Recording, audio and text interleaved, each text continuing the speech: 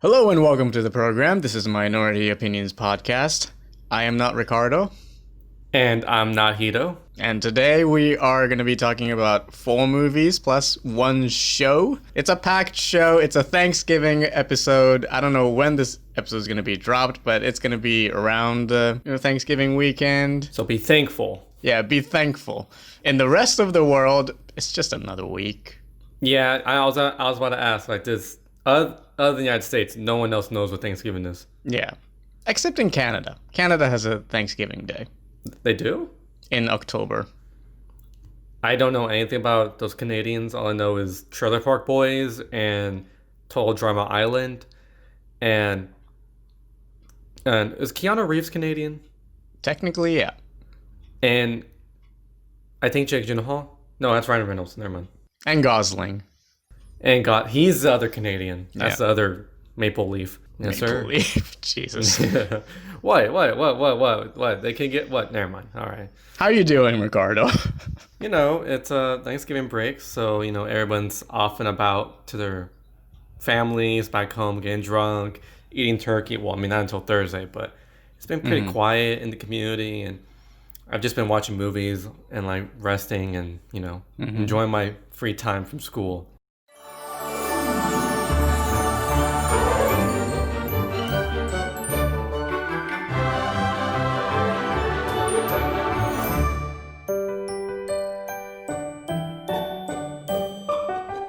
Yeah, so Frozen 2, we didn't expect that.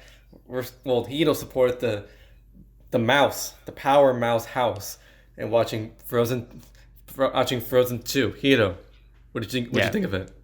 Because I'm a sellout. Yeah. I'm a Disney shill. What did you think of that Disney shill film? I mean, because I'm a shill, I'm obligated to say this is the greatest movie ever. Or is it? No. Okay. All right, so this is the sequel to 2013's ginormously successful Frozen, and it picks up, I'm assuming, several months after the events of the first one, and Elsa and Anna, Olaf, Kristoff, and Sven are going on this journey into the unknown, if you will. And along the way, Elsa finds out how she got her power. That's all I'm going to say about the plot. I was not a huge fan of the first movie. I think that is a really bad kids movie. It's just your standard Disney cartoon where we have princesses and some honky white princes, and they fall in love and they sing songs, and there are talking animals and talking inanimate objects and yada yada yada. And that's exactly what that first movie was about. I don't think that movie has anything deep to say about anything. It's just, there's a great musical sequence, Let It Go, which I love. But other than that, it's just a 90-minute Saturday morning cartoon. For me, I really hate that movie so much. This one, though, I have to say I really enjoyed it. I was pleasantly surprised how mature and thoughtful this movie was. It has a lot to say about what's happening in the world. It's an anti-war movie. Okay. It's an eco-parable. It is a pretty good coming-of-age story. I think there is so much in this movie that are really intelligent. I hope the kids that go see this movie will have conversations with their parents afterwards. It touches on some dark subject matter, like colonialism. Oh, okay. And grief, how to deal with grief. And and it also has some positive messages about, believing in yourself and becoming your own person, and how to be the person you want to be without ruining your relationship with an important person. This is a pretty good movie. I enjoyed it. I think the animation is stunningly beautiful. For example, the design of Olaf has gotten so much better. You can see every tiny snowflake. I know that term was completely ruined by Republicans, but every little snake snowflake, you can see it. And the songs are great. The songs are really good. Olaf sings this song about getting old that made Oh, me laugh. wow. Yeah, That's it made me pretty. laugh so hard. And there is another character song that is a complete riff on every 80s cheesy music video. It's a solid recommendation. It's a much better movie than the original, and it's coming from someone who absolutely hated the original. So it's good, and the voice performances are great. Josh Gad, I think, is really funny as Olaf. You're gonna be shocked when I say this, but Olaf made me cry. Oh, wow. Animated snow. Well, that's kind of condescending. I just wonder what made you cry about it. That's what I'm wondering. I can't talk about it. All right, sounds good. It's a spoiler. All right. That's the way we like it in the reviews. I enjoyed it. I mean, I'm not saying this is like my favorite movie of the year or anything, but I enjoyed it. I think this movie does what every sequel should do, which is expand the world of it, take the characters we know to different places, both physically and emotionally, and add some, layers and depth to the story. It's good. I liked it. It's a thumbs up.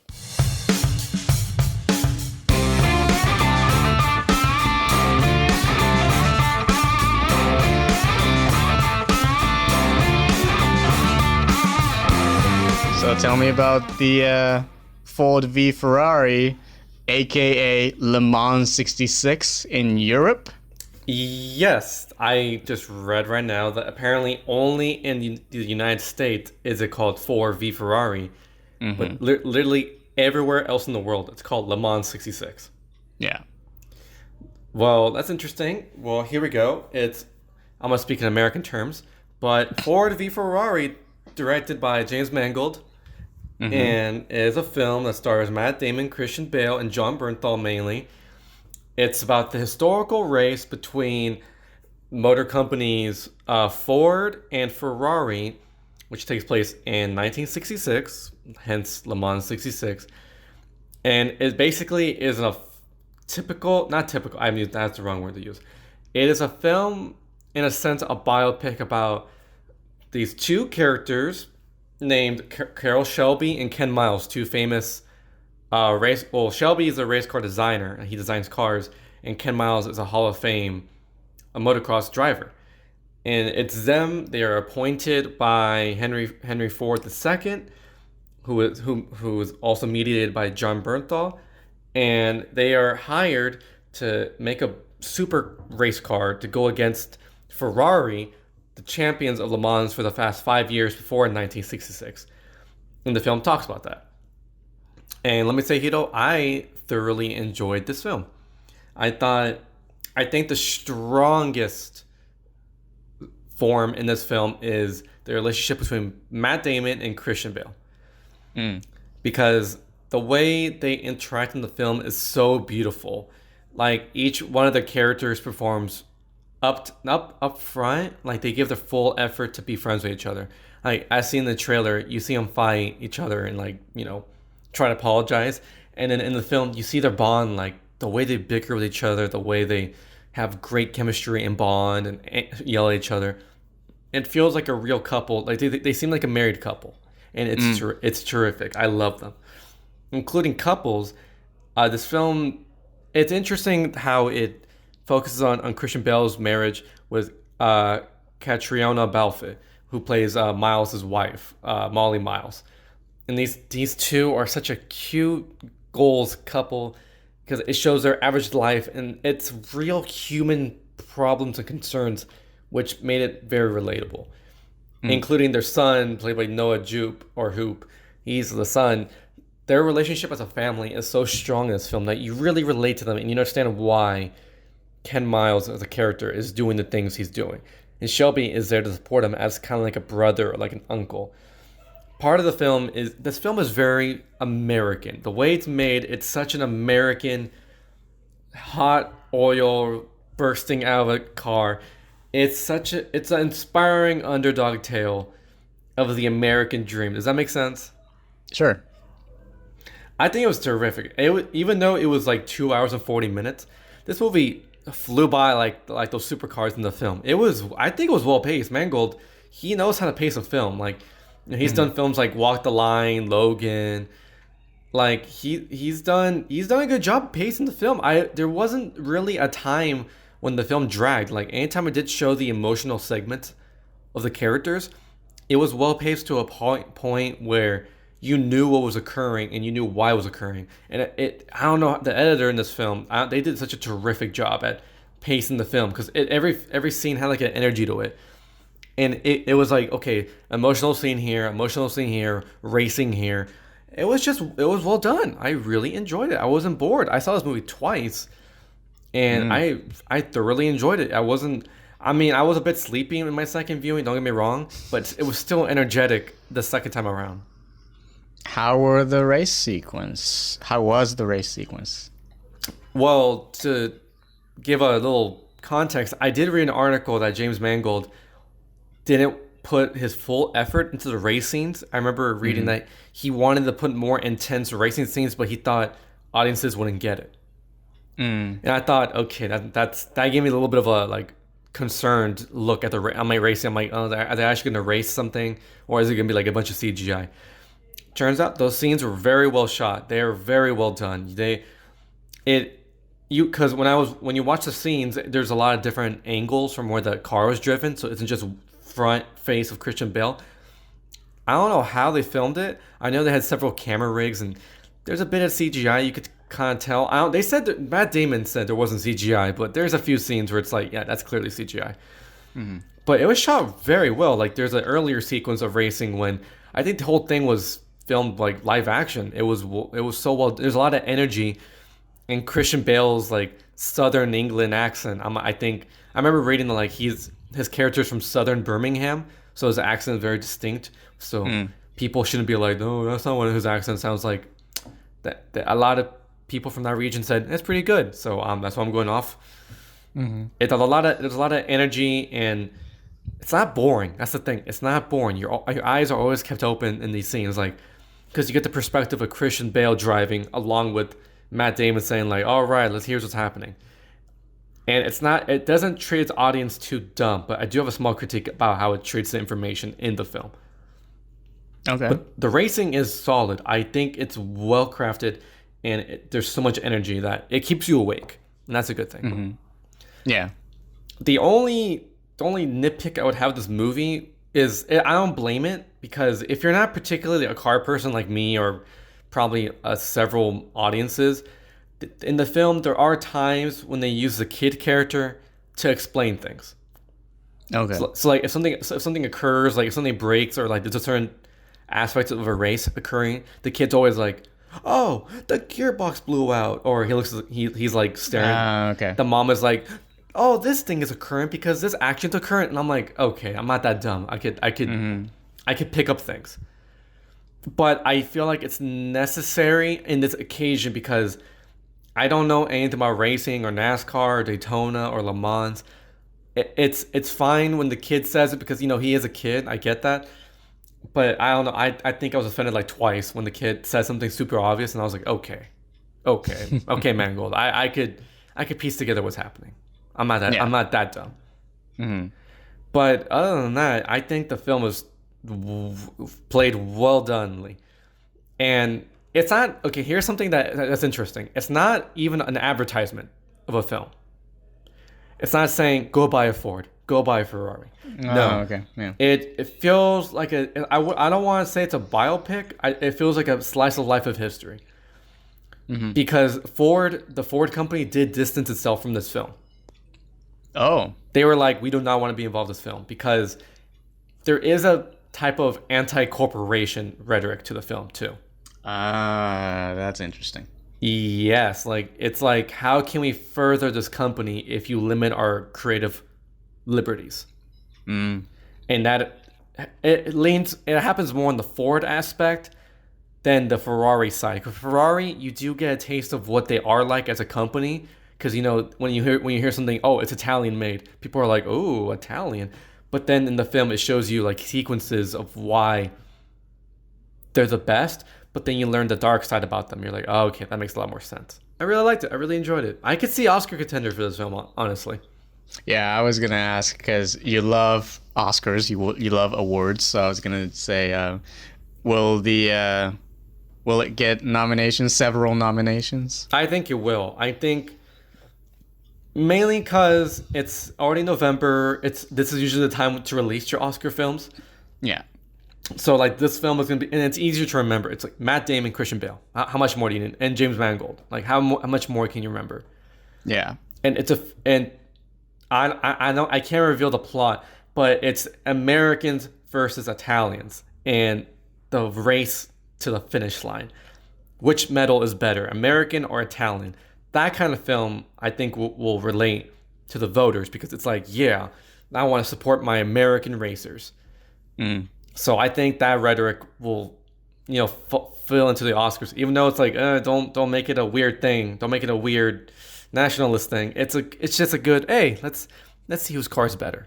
I think it's a major contender for, I think, like best picture, best director, probably best. I think the strongest point when they should run for is best actor for Matt Damon, best supporting for Christian Bale, because it even though it's the two duo together, you see a bit more of Matt Damon than you do Christian Bale. But I'm not sure how they want to run that award season. So Yeah. it could be either one. I want Christian Bale to win for lead actor, not supporting, because he already has an Oscar for supporting. So we'll see in the upcoming months.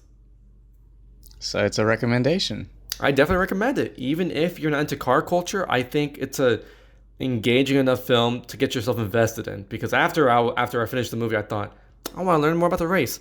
And there's a lot of crazy stuff that happened in that race that blew my mind and made me want to learn more about it. So it's an interesting little slice of life history film.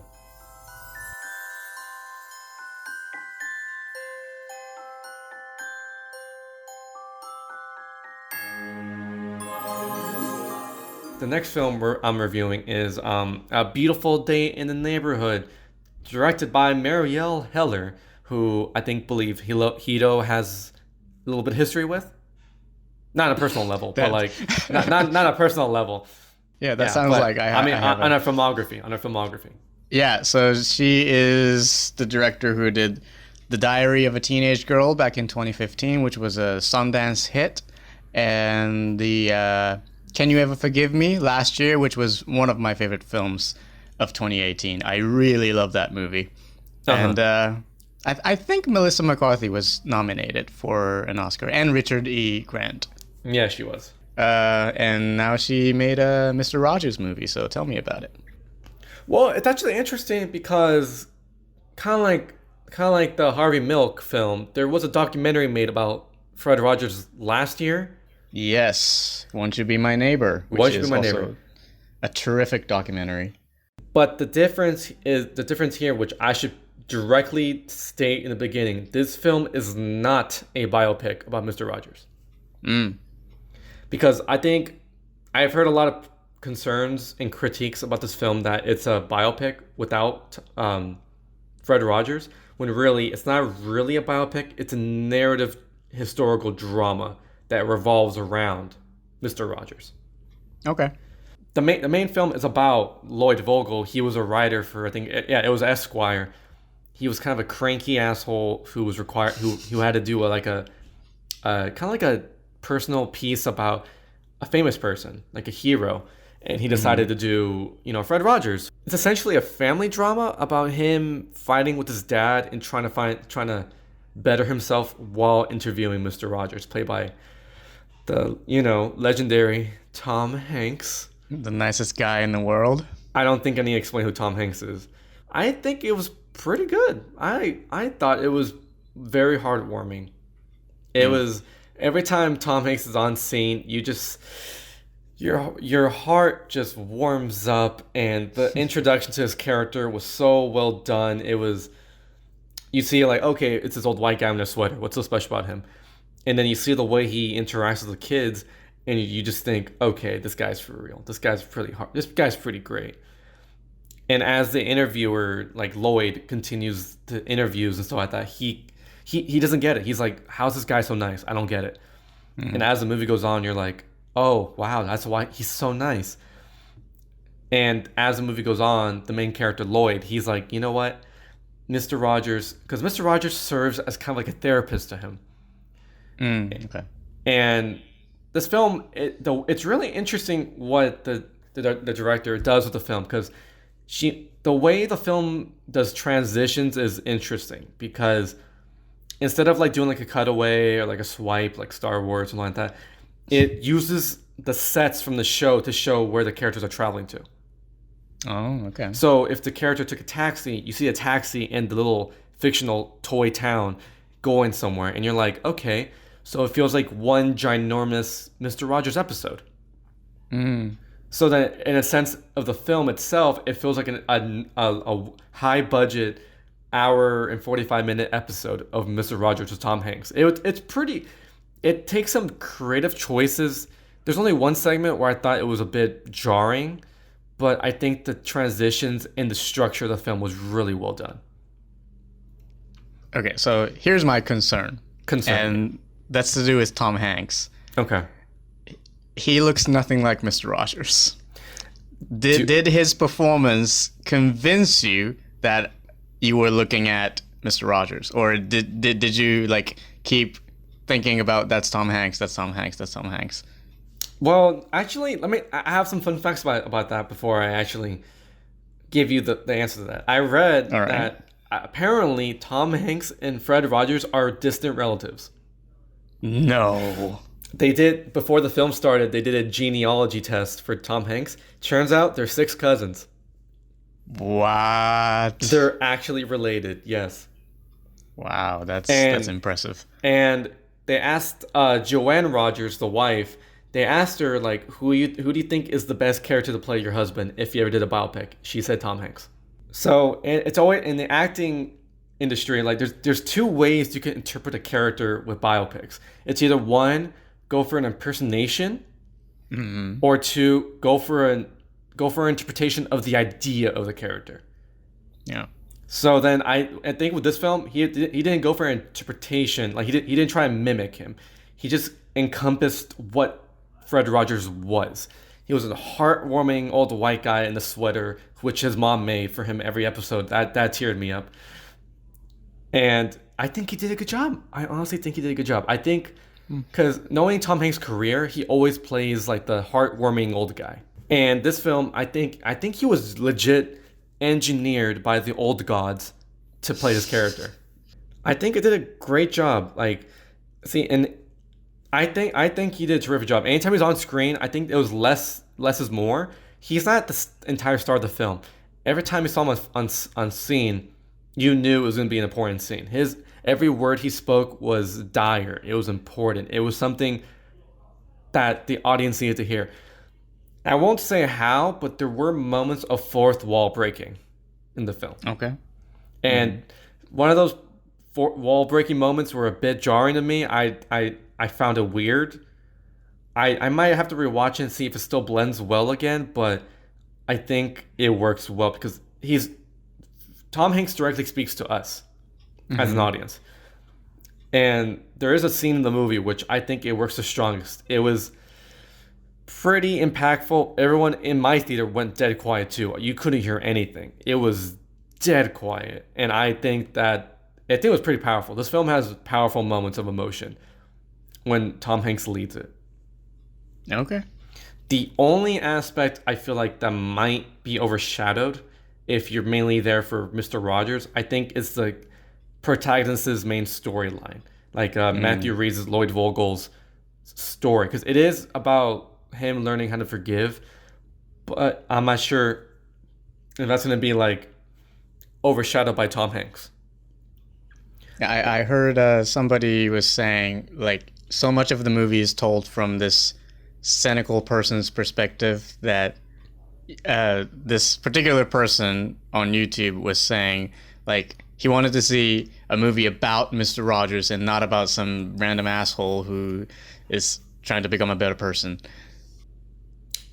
I find that, I don't know, I think it's strange because we already know Fred Rogers is a good person. We know he's a He hates the word saint because, as I learned, Yeah, yeah, yeah, he is just a regular old guy trying to do his best in the world. This film is more about what Tom Hanks, not Tom Hanks. It's about Fred Rogers and the impact he had on the world. Mm. Because it's gonna be, I think it would be it's kind of like buying books about the Bible. It's like you already agree with it. You already read about it. Why do you want to read more stuff about it? You know what I mean? Right. So if it were just only a movie about Fred Rogers, it would be a biopic again, which we already know how that would go. Mm-hmm. And we already know the entire movie. He's a good person. So it wouldn't be that much of an intriguing film if it were only about Rogers and his daily life. Whereas you see this horrible, cynical asshole who we could put ourselves into. Mm-hmm. And we see how through Rogers' actions and his counseling, how he can better the world and how anybody like him could be like us. You know, how we can better the world. Yeah. And I think that's what gives it a unique perspective in this film. Instead of made directly about him, we make it indirectly about him and how he impacts all of us. And how he talks to us. Sounds like a movie that we all need right now. Yeah, man, that was the best review again in my life. Oh my god. Did I just give the best review of this podcast? Possibly, yeah. Possibly. I think it's pretty obvious. It has two movies it reminded me of. It reminded me of Patterson. Okay. And Paddington. Paddington, yes. I don't see why Patterson. I don't know why Patterson is there. Because it's a little heartwarming, cute film that makes you feel good and bundle up inside it. Reminds you to be good to humanity sometimes. Okay. We could all be a better person as long as we care. You should you haven't seen Won't You Be My Neighbor, right? I haven't seen that. No. You should watch that. It's great. Yeah. And he wasn't a Navy SEAL, so all of you could be quiet. Yeah, there were some really ridiculous rumors about Mr. Rogers. Yeah, and this film they do address it. There's one line when they're like they mention it, and it's pretty funny. I thought it was pretty interesting because I was like, okay, they know the rumors. Like they probably watched the documentary in preparation of filming this movie. Like honestly, yeah. But I think it's a solid film. I was drinking peppermint mocha when I was watching this movie, and that was the perfect setting for this. It was just a warm, tasty treat with a warm, big hug of a film.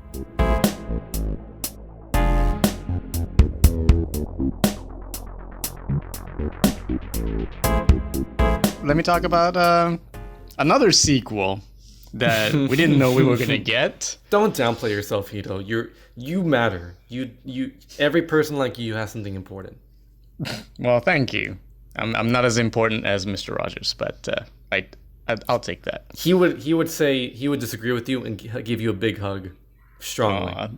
That'd be nice. Zombieland 2 Double Tap. It's the sequel to Zombieland, which came out 10 years ago, I think. Oh my god, I remember this film was on HBO all the time or Cinemax or something like that, and I would watch reruns of it all the time. So that was when I was like in middle school. Wow. Yeah, so the first film was pretty old.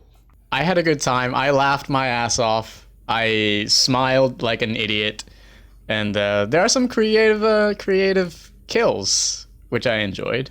Mm-hmm. So, I mean, it's a weird week for me, sequel week, and I both recommend it.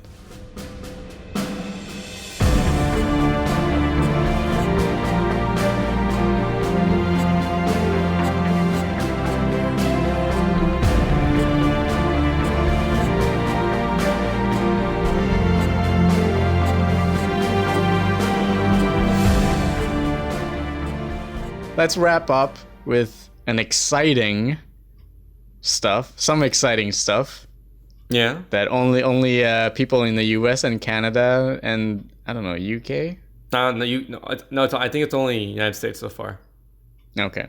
Yeah. Only in those two countries can watch, which is The Mandalorian by Lucasfilm. Well, Jon Favreau. Oh yeah, Jon Favreau. Yeah, only available on Disney Plus, which I'm mooching off of my cousin David. Shout out to David. Yeah, that's a pretty good show. I recommend it. Well, that was quick. I mean, like, okay. Here's my thing. We're on episode 3. Some really cool stuff has happened. It's not the next person I hear say, "Is this show about Boba Fett?" No, you don't. You dumb nuts. It's not about Boba Fett. Shocker. He's dead. He's dead. Get over it. I'm sad about it. You should be sad about it. He's dead. So, the show. Well, it could be a film. They said there's rumors like it could be a film, which I don't mind. If it were a prequel film, I'm totally down for that. I feel like this is something. It's no Rogue One, so I'm happy about that because it's only one character, and you don't know what the outcome is already. But it's a pretty well made show. Jon Favreau directed 2 episodes, and I forgot who directed one of the episodes, but it's led by a woman, and she's the one who's leading the Obi-Wan Kenobi series. So I think she's dipping her toes into the show so far, and so far it feels like a good space western starring the best group of individuals in the Star Wars universe, the Mandalorians. Which, if you want a comparison, think of the Mandalorians as like the Aztecs. Okay. They're really war-based and honor-based and tradition-based. Not in a sense, because in Mandalorian culture, the women lead the government. Because their philosophy is that the men are better at fighting. This is their culture, fictional. And they think women are better at being diplomats and being the ones running the government. So they run everything. Because there's in the Clone Wars TV show, there's literally an entire like short series, like a few episodes are dedicated to Mandalore, the planet, just called like the Mandalorian plot. And it's about the Duchess of Mandalore trying to negotiate planets and there's like a. It's pretty cool. I mean, if you watch the Clone Wars, if you only want to watch like one segment of it, I'd watch the Mandalorian stuff. That stuff is pretty cool. There's like a terrorist group called like the Black Watch that wants to cause war, but then the Duchess is like, "Yo, we don't, even though we're really good at war, we shouldn't do war." Like, you know what I mean? Yeah. And this show is pretty good. Do you know anything about it so far? Like, no. Do you know? No. Okay, I won't say anything then. It's pretty good. It adds some interesting lore and canon, aspects now that it's the new canon. I mean, I remember buying a book about the Mandalorians and bounty hunting. Turns out it got retconned, and I was like, you know what? I don't care. If it isn't the main series, the main Star Wars trilogies, then it counts. I think that's fair to say. Especially bounty hunting, which doesn't affect the main movies, so that's fine. Where does this take place in the timeline? It takes place after Return of the Jedi, before Force Awakens. Okay. Tell me about Baby Yoda. Okay. See, I didn't want to bring that up because I thought that would be a spoiler for you. Baby Yoda is how can I say this the best way? He is the MVP. We must protect him at all costs. And if you think, oh, it's just another Porg, I'm gonna slap you. Baby Yoda is perfect. Is it the Yoda that we know, or is it like a Porg? Damn, I'm really geeking out this episode. It's not Yoda. We call him Baby Yoda because in Star Wars canon, there actually is no official name for that species. Okay, but it is a species. It is a species, but nowhere in Star Wars history has that species been named. There's only been 3 of those species. There's Yoda. There was a female Yoda. I forgot the name. It was like Yabble. That was a character in like the novels that were confirmed. Like those are actual canon. And Baby Yoda, because why do you call him Baby Yoda? Because there's no official name for it, okay? Mandalorian says like 5 words every 3 scenes, so we're calling it Baby Yoda. Okay. Yeah. So Baby Yoda's perfect. I love Baby Yoda. Baby Yoda is superior to any other creature. And yeah, that's my review of Baby Yoda and The Mandalorian.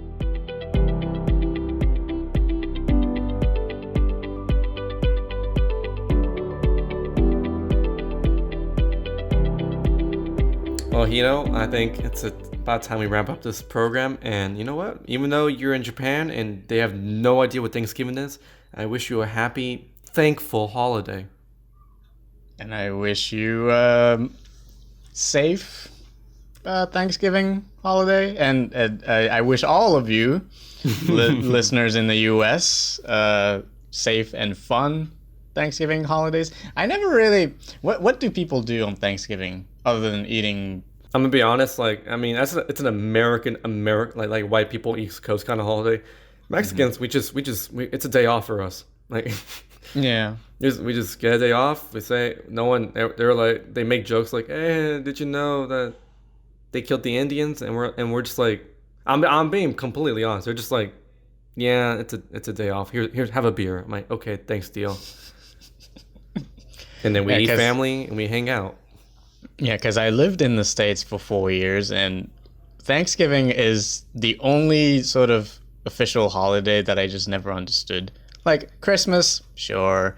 Uh, Independence Day, yeah, sure. Easter's, yeah, whatever. But Thanksgiving is like, what's the purpose of this holiday? Just indulge in your gluttony. It's mainly Black Friday. I'm more interested in Black Friday. Mm, That anybody could relate to Black Friday. yeah, Yeah, just but don't use Amazon. just don't use Amazon. Yeah, Jeff Bezos can f off. Thank you again, Hito, for being a great host. And thank you for being a wonderful host. And thank you to all our listeners for listening to this episode. Go subscribe and review us on Apple Podcasts. Leave us a 5-star review, and we will read it out loud on our show. And we are also on Spotify, Google, and Stitcher Radio, all the other major podcast suppliers. And follow us on Twitter at MinorityOPod. Follow Ricardo on Twitter at Ricky Ricardo 76. Send us a letter/email at minorityopodcast@gmail.com. And yeah, that's all we have for you this week. And thank you all for being a wonderful neighbor. Goodbye.